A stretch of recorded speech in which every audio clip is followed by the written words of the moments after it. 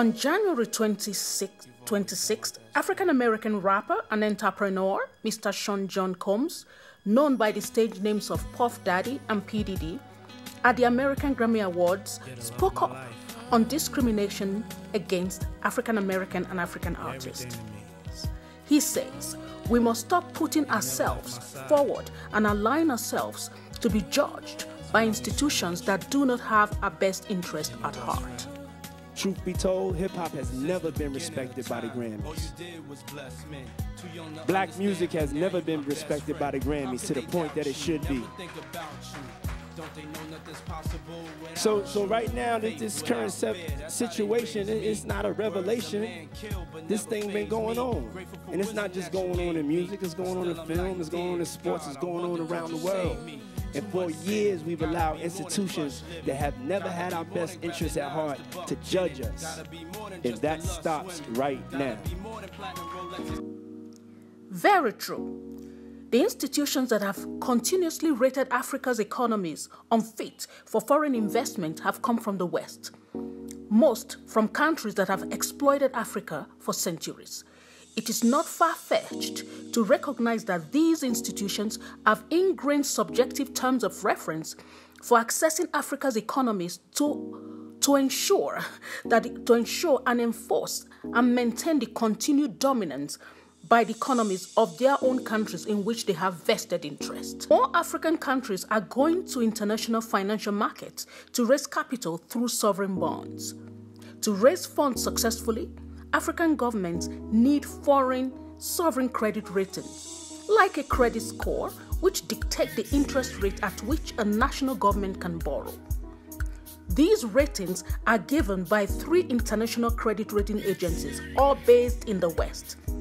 Standard & Poor's, called S&P, Moody's, both located in the United States, and Fitch, located in the UK and the United States. Countries, but not to Africa. There are no regulatory bodies or institutions in Africa that hold these 3 agencies accountable for what they say and do in Africa. So in reference to P. Diddy's comments, it raises the question, why is it that Africa is submitting itself to be judged by these Western-based and Western interest-driven agencies, especially when they do not have any reason to have the best interest of Africa at heart? The number of African countries seeking a sovereign credit rating has increased from 1 in 1994 to 31 in 2018. But the credit ratings for African countries have been so negative, consequently sending interest rates in the continent over the roof and putting Western economies at an advantage over African economies. African governments are saying they are no longer going to have it, and they are speaking out. In 2015, the Zambian government urged investors to ignore unsolicited credit downgrade from these rating agencies.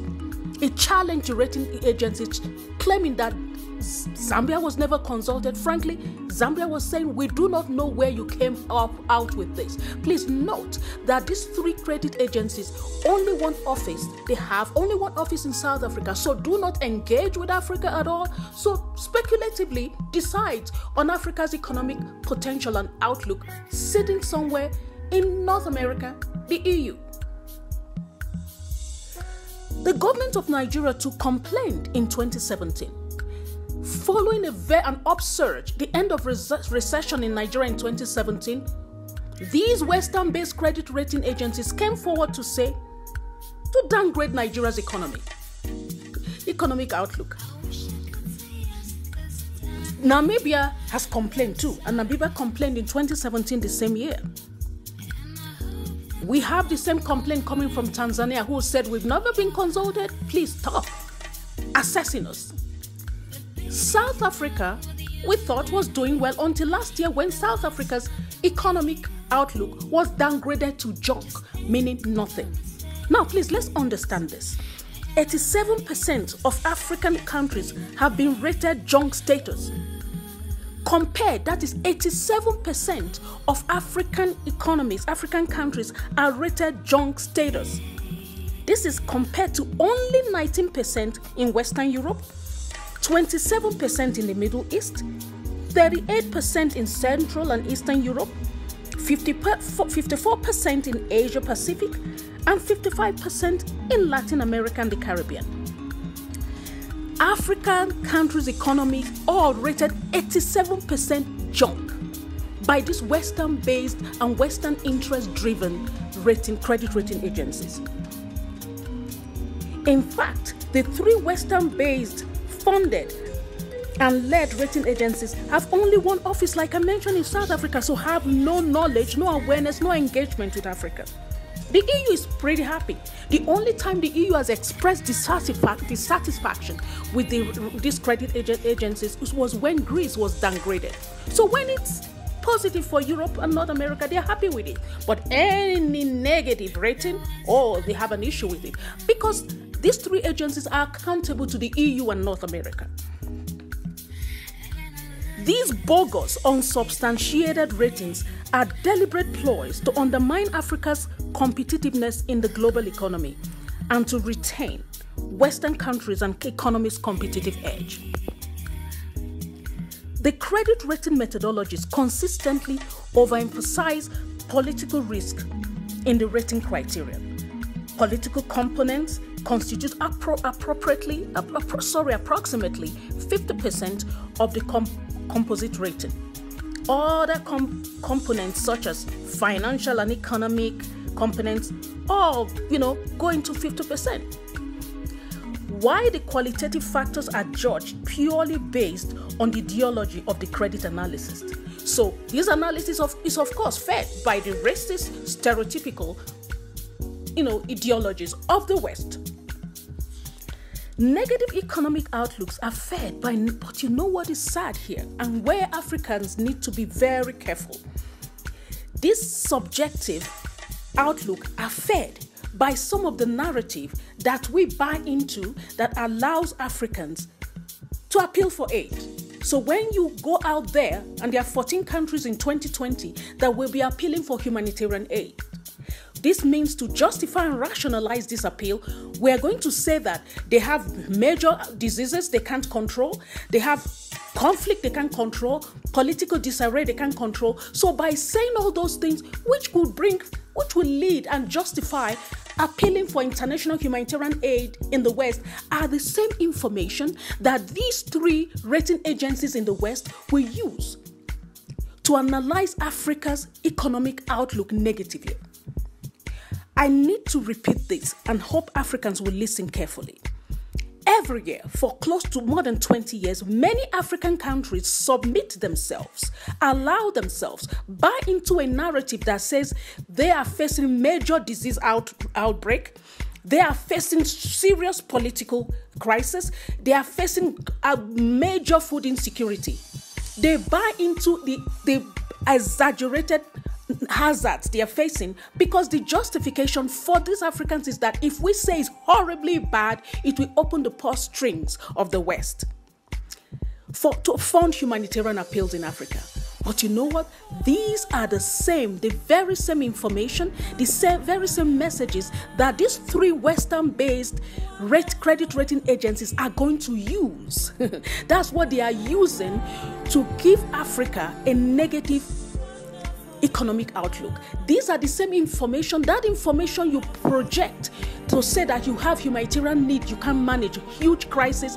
These are the same information that are being used to say your economic outlook and your credit rating is junk. So what do we do about this?